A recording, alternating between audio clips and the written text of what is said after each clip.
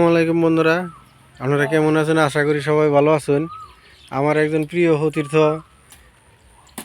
জনস্বার্থে জনকল্যাণের জন্য রাইজের সেবা করার জন্য প্রচুর বৃষ্টির মধ্যে লাইনের কাম করতেছে জীবনের রিস্ক নিয়ে। তো আপনারা সবাই দোয়া করবেন যাতে ভালোভাবে করবার নিতে পারে, যাতে কোনো বৈদ্যুতিক বিদ্যুতি না ঘটে। হ্যাঁ, আল্লাহ তারে কর্মজীবন এমনি। হ্যাঁ, মেঘ বৃষ্টি ঝড়ি তুফান থেকে তথাপি মানে কর্মজীবনের যেটা দায়িত্ব, এই দায়িত্বটা পালন নিজে করে নিয়ে নেব। তে আমার প্রিয় সতীর্থরে একটা কথা জিগি দিই যে কাম করে আপনার কেমন লাগতেছে ভাই? কাম করে কাম তো কামই ভাই, মজা কিরম লাগবো?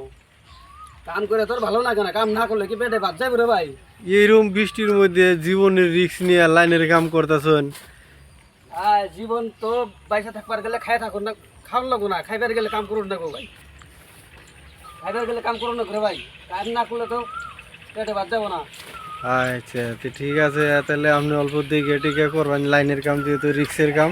হ্যাঁ, তে আশা করি আমাকে সতীর্থরা যেমনিভাবে লাইনের কাম করতেছে, আমাকে সতীর্থরে দেখে আবার আপনারা কোনো কামে যোগদান করেন না জানি এমনি, তাহলে কিন্তু জীবন অন্ধকার হয়ে যাব।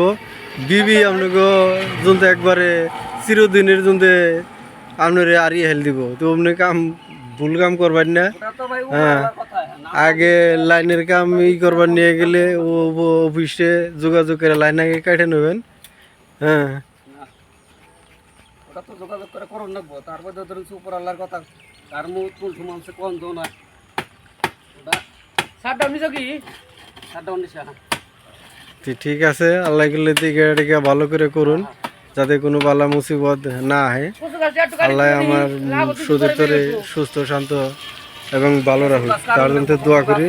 আর আমার এই ভিডিওটা যদি অবশ্যই ভালো লাগে তাহলে ফলো দিয়ে লাইক কমেন্ট শেয়ার করবেন। ধন্যবাদ।